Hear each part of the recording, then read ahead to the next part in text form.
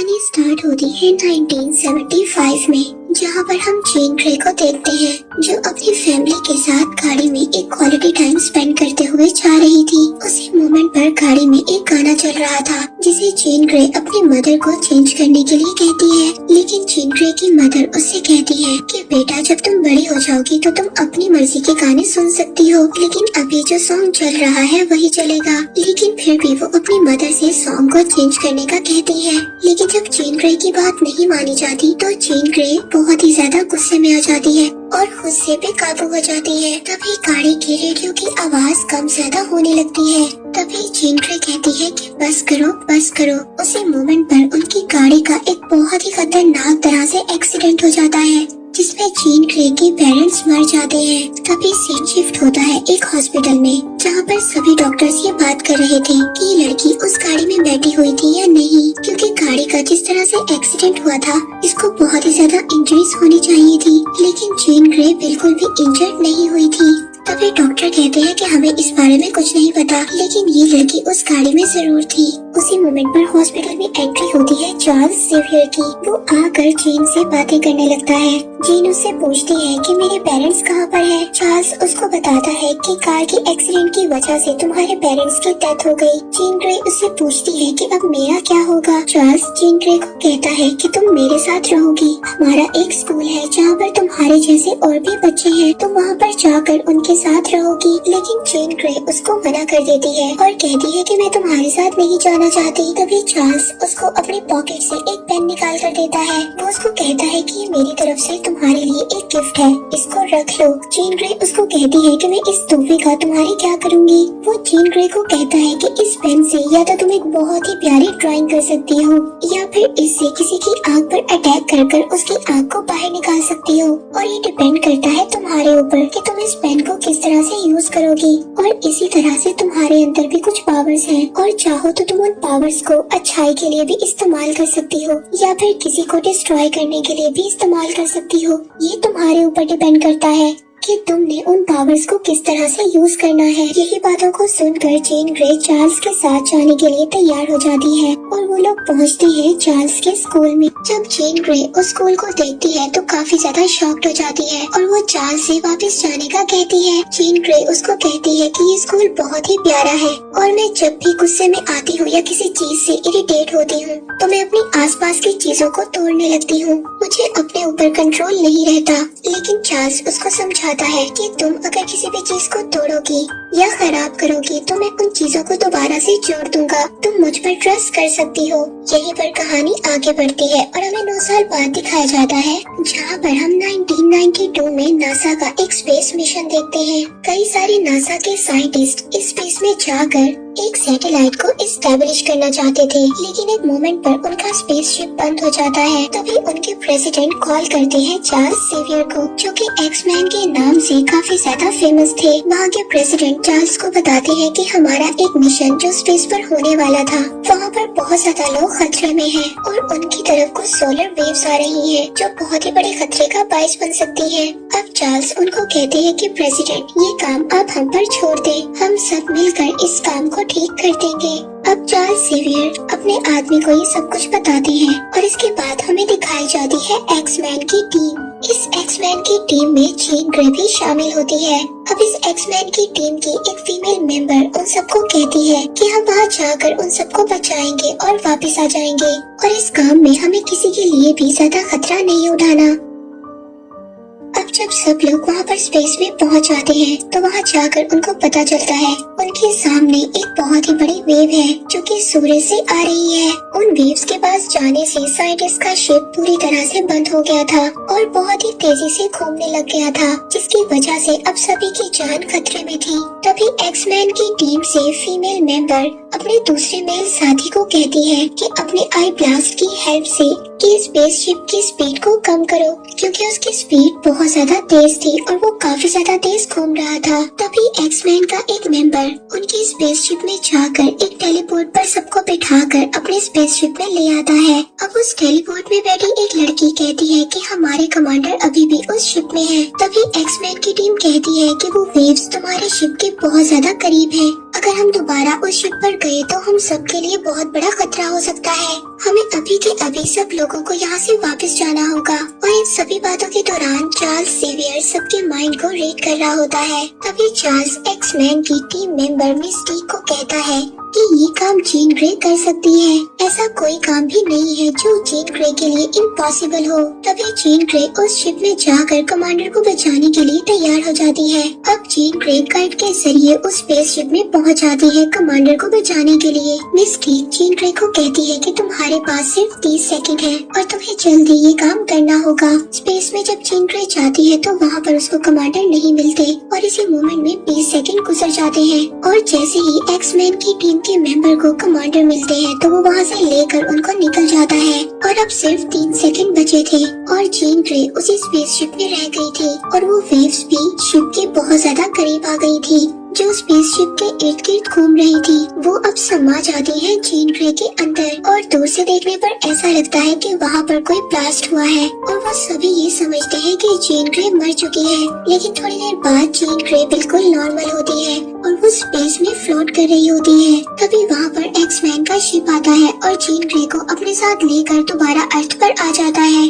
अब इस कारनामे के बाद एक्स-मैन की पूरी टीम काफी ज्यादा फेमस हो गई थी और सब लोग हीरो बन चुके थे कि कैसे एक्स-मैन की टीम ने स्पेस में जाकर नासा के साइंटिस्ट की जान बचाई। अब मिस्टीक वापस आकर चार्ल्स पर काफी ज्यादा गुस्सा करती है और कहती है कि तुम्हारी वजह से जीन ग्रे की जान जा सकती थी। अगर तुम हम लोगों को फोर्स ना करते तो जीन ग्रे वहाँ पर कभी ना जाती और अगर एक मोमेंट की भी देरी होती तो वहाँ पर हम सभी लोग मर जाते। दूसरी तरफ हमें दिखाया जाता है कि वहाँ पर कुछ एलियंस आ जाते हैं जो इंसानों की शक्ल ले लेते हैं और उन एलियंस का कमांडर एक लेडी की शक्ल में आ जाता है जिसका नाम होता है स्मिथ और वो स्मिथ की शक्ल में आकर उसके सभी फैमिली मेंबर्स को मार देता है। दूसरी तरफ एक्स मैंशन में पार्टी हो रही होती है। चार्ल्स जेवियर ने सबको एक दिन अपने मुताबिक जीने के लिए कहा था तो सभी मिलकर एक पार्टी रखते हैं और फुल एंजॉय करते हैं। वहीं पर हम जीन ग्रे को देखते हैं जिसका बिहेवियर कुछ अलग सा था। वो वहाँ पर बहुत ज्यादा ड्रिंक कर रही होती है। उसी मोमेंट पर उसकी आंखों के आगे आग आ जाती है और जैसे ही वो आग को देखती है तो वो आग को देखकर अपने ऊपर कंट्रोल नहीं कर पाती और उस आग से वहाँ पर ब्लास्ट कर देती है जिसकी वजह से वहाँ पर सब कुछ डिस्ट्रॉय हो जाता है। अब चार्ल्स उस जगह पर आ जाता है और वहाँ पर आकर वो जीन ग्रे को एक रूम में ले जाता है। चार्ल्स अब जीन ग्रे के माइंड को रीड करने की कोशिश करता है। वो ये पता करने की कोशिश करता है कि आखिरकार ये इंसिडेंट क्यों हुआ, लेकिन चार्ल्स जीन ग्रे के माइंड को सही तरह से रीड नहीं कर पाता। तभी जीन ग्रे भी उठ जाती है और वो अपने माइंड से चार्ल्स को जाने का कहती है। और यहाँ पर हमें पता चलता है जब जीन ग्रे छोटी थी उनकी कार का एक्सीडेंट हुआ था तो उस एक्सीडेंट में उसकी सिर्फ मदर की डेथ हुई थी। उसके फादर अभी भी जिंदा थे और उसके फादर ने चार्ल्स से हेल्प मांगी थी। उसके फादर को भी ये बात समझ नहीं आई थी कि जीन ग्रे के अंदर क्या है। वो इसकी पावर्स को कभी भी समझ नहीं पाए थे। उनको ये समझ नहीं आ रही थी कि जीन ग्रे इंसान है या फिर कोई एलियन। चार्ल्स ने जीन ग्रे को उसके फादर से ले लिया था। अब इसके बारे में जीन को कभी भी पता ना चले, इसलिए चार्ल्स ने जीन के माइंड में कुछ दीवारों को खड़ा किया था जो जीन ग्रे की इन सब मेमोरीज को रोका करती थी। लेकिन जब से वो फिनिक्स की पावर जीन ग्रे के अंदर गई थी उसकी मेमोरीज की एबिलिटी काफी ज्यादा बढ़ गई थी। जीन ग्रे जो कि माइंड टेलीपैथिक पावर्स को भी कंट्रोल कर सकती थी, वो पावर्स भी अब काफी ज्यादा स्ट्रॉन्ग हो चुकी थी। चार्ल्स अपनी फुल पावर का इस्तेमाल करता है लेकिन फिर भी वो जीन ग्रे के माइंड को रीड नहीं कर पाता और उसको जीन ग्रे के माइंड से बाहर निकलना पड़ता है। और जब वो लोग सुबह उठते हैं तो एक आदमी चार्ल्स को आकर बताता है कि जीन ग्रे स्कूल में नहीं है। चार्ल्स कहता है कि मुझे पता है कि जीन ग्रे कहाँ गई है। यहीं पर सीन शिफ्ट होता है जीन पर जो अपने फादर के पास पहुँच गई थी। अब वो अपने फादर के पास जाकर उन सवालों का जवाब लेना चाहती थी जो बचपन से उसे कभी भी नहीं मिला था। जीन ग्रे अपने फादर से कहती है कि मैं जिंदा थी, आपने मुझे कभी भी ढूंढने की कोशिश क्यों नहीं की। उसके फादर उसको कहते हैं कि उस एक्सीडेंट का जिम्मेदार आज भी मैं तुम्हें मानता हूँ क्योंकि तुमने गुस्से में आकर अपनी मदर को बेहोश कर दिया था जिसकी वजह से उस कार एक्सीडेंट में तुम्हारी मदर की डेथ हो गई और मेरी पूरी दुनिया बदल गई। मैं जिसको बहुत ज्यादा पसंद करता था वो मेरे साथ आज नहीं है, इसीलिए मैंने इस बात को डिसाइड किया कि मैं तुम्हें चार्ल्स जेवियर को दे दूंगा। तभी वहाँ पर एक प्लेन में एक्स-मैन की टीम भी आ जाती है और वो अपने साथ जीन ग्रे को दोबारा से चलने के लिए कहते हैं। वो उसको कहते हैं कि जो भी गलत हुआ हम उसको दोबारा से ठीक कर सकते हैं। तभी वहाँ पर पुलिस आ जाती है और पुलिस की गाड़ी का सायरन सुनकर जीन ग्रे दोबारा से अपने पावर्स को कंट्रोल नहीं कर पाती और पूरी तरह से बेकाबू हो जाती है और वहीं पर एक ब्लास्ट कर देती है। और यहाँ पर हम जीन ग्रे की असल पावर्स को देखते हैं। जीन ग्रे में अनबिलीवेबल पावर्स थी। एक्समैन की टीम जीन ग्रे को रोकने की बहुत ज्यादा कोशिश करती है, लेकिन जीन ग्रे अपनी टेलीपैथिक पावर से वहाँ पर सबका मुकाबला करती है। तभी एक्समैन टीम का एक मेंबर जीन को शूट करने लगता है। तभी चार्ल्स उसको रोक देता है और कहता है कि मिस्टीक जीन के पास जा रही है उसको समझाने के लिए। मिस्टीक जीन ग्रे को कहती है कि तुम बचपन से अलग तरह की हो, तुम्हारे अंदर बहुत ज्यादा पावर्स हैं और हम जानते हैं कि तुम्हारे साथ क्या हुआ है। हम तुम्हारी हेल्प करेंगे और हम सब कुछ बिल्कुल ठीक कर देंगे। और वो उसको वापस से स्कूल आने के लिए कहती है, लेकिन जीन दोबारा से इन सब बातों के बारे में सोचकर बेकाबू हो जाती है और वो वहाँ पर एक ब्लास्ट कर देती है, जिसकी वजह से मिस्टीक दूर जाकर गिरती है और उसके अंदर एक लकड़ी का कोना लग जाता है, जिसकी वजह से उसकी वहीं पर डेथ हो जाती है। जीन मिस्टीक को मारना नहीं चाहती थी, लेकिन वो अपने ऊपर काबू नहीं कर सकती थी। इसके बाद हमें मिस्टीक का फ्यूनरल दिखाया जाता है। अब चार्ल्स का असिस्टेंट चार्ल्स को ही मिस्टीक के मरने का जिम्मेदार समझता था, लेकिन चार्ल्स उसको कहता है कि मैंने सबकी भलाई के लिए मिस्टीक को आगे जाने के लिए कहा था। इसके बाद सीन शिफ्ट होता है जीन ग्रे पर, जो अब एक जगह पर पहुँचती है जहाँ पर उसका फ्रेंड एरिक रहता था। वो एरिक से पूछती है कि तुमने भी बहुत ज्यादा लोगों को मारा था, लेकिन तुमने अपने आप को कैसे रोका? और तुम भी यही चाहते थे कि इस दुनिया में हमारे जैसे लोग रहे, लेकिन फाइनली तुमने अपने आप को कैसे तब्दील किया? एरिक उसको बताता है कि मैंने हर उस इंसान को खोया है जिससे मैं प्यार करता था। अब ये सब इनकी बातें चली रही होती है, तभी वहाँ पर यूएस मिलिट्री की आर्मी आ जाती है और वो एरिक से कहते हैं कि हमें पता है कि जीन ग्रे यहीं पर है। एरिक उनसे पूछता है कि तुम यहाँ पर जीन ग्रे को क्यों ढूंढने आए हो? तब वहाँ पर मिलिट्री वाले कहते हैं कि जीन ग्रे ने कई सारे पुलिस ऑफिसर्स को मार दिया है। अब तुम जीन ग्रे को हमारे हवाले कर दो। अगर तुमने ऐसा नहीं किया तो यहाँ पर सभी लोगों को हम मार देंगे। अब जीन ग्रे रूम से बाहर निकलती है और वहाँ पर हेलीकॉप्टर को डिस्ट्रॉय करने लगती है। अब एरिक जीन को रोकने की बहुत ज्यादा कोशिश करता है, लेकिन तब उसको पता चलता है कि जीन ग्रे की पावर्स उसकी पावर्स से बहुत ज्यादा तेज है। एरिक अपनी पावर को यूज कर वहाँ पर सभी लोगों को बचा लेता है और उन आर्मी के लोगों को वापस भेज देता है ताकि वो आने वाले खतरे से बच सके। एरिक जीन ग्रे से कहता है कि तुम यहाँ से चली जाओ, अगर तुम यहीं पर रही तो मेरे लोगों को भी तुमसे खतरा हो सकता है और मैं ये नहीं चाहता कि मैं अब अपने लोगों को खो दूं। ये सब सुनकर जीन ग्रे वहाँ से चली जाती है। इसके बाद सीन शिफ्ट होता है एलियंस पर, जो कि एक लेडी यानी कि स्मिथ की शक्ल में थी। वो अब जीन ग्रे को ढूंढ लेती है। वो कहती है कि तुम्हारी पावर्स लाजवाब है, कोई भी तुम्हारी पावर्स को नहीं समझ सकता। मैं तुम्हारे अंदर तुम्हारी पावर्स को बहुत अच्छे तरीके से जानती हूँ। अब जीन उसकी बातों में आकर उसके साथ चली जाती है। अब स्मिथ जीन को बताती है कि तुम्हारे अंदर ऐसी पावर्स आ गई हैं और इन पावर्स के साथ तुम एक नया प्लेनेट बना सकती हो। तुम एक खास काम के लिए बनी हो जीन और तुम्हें इन सब लोगों से दूर हटकर कुछ नया सोचना होगा। तुम एक नई दुनिया बना सकती हो और मैं तुम्हारा साथ दूंगी। इसके बाद सीन शिफ्ट होता है एरिक पर। वहाँ पर एक्समैन टीम का एक मेंबर एरिक के पास आता है और उसको बताता है कि जीन बिल्कुल ही बेकाबू हो चुकी है और उसने हमारी टीम मेंबर मिस्टीक को भी मार दिया है। मिस्टीक जो कि एक मोमेंट पर एरिक की भी बहुत अच्छी दोस्त थी। जब एरिक को ये बात पता चलती है तो वो भी काफी ज्यादा गुस्सा हो जाता है। अब वो लोग ये डिसाइड करते हैं कि वो जीन ग्रे को मार देंगे। अब एरिक अपना हेलमेट निकालता है और बन जाता है मैग्नेटो। वहीं दूसरी तरफ चार्ल्स को भी जीन ग्रे के लोकेशन का पता चल गया था। वो जीन ग्रे को दोबारा से स्कूल में लाने की कोशिश करते हैं। अब एरिक अपने साथियों के साथ मिलकर जीन ग्रे को मारने के लिए पहुंच जाता है उसकी लोकेशन पर। दूसरी तरफ चार्ल्स भी उसी लोकेशन पर आ गया था जीन को वापस ले जाने के लिए। वहीं पर उन सब का सामना होता है एलियन से। अब एरिक जीन ग्रे को मारने की कोशिश करता है, तभी जीन ग्रे अपनी पावर से उसको कंट्रोल कर लेती है और अपने हाथों की पावर से उसके हेलमेट को तोड़ देती है और तभी एरिक नीचे गिर जाता है। उसी मोमेंट पर चार्ल्स भी आ जाता है। वो जीन के माइंड में जाकर उसको रोकने की कोशिश करता है, लेकिन तभी उसको पता चलता है कि जीन ग्रे बहुत ही ज्यादा पावरफुल हो चुकी है और मेरी पावर्स उसकी पावर्स के आगे कुछ भी नहीं है। चार्ल्स जीन ग्रे को कहता है कि अगर मैं तुम्हारे माइंड में नहीं जा सकता तो तुम मेरे माइंड में जा सकती हो और आकर देखो,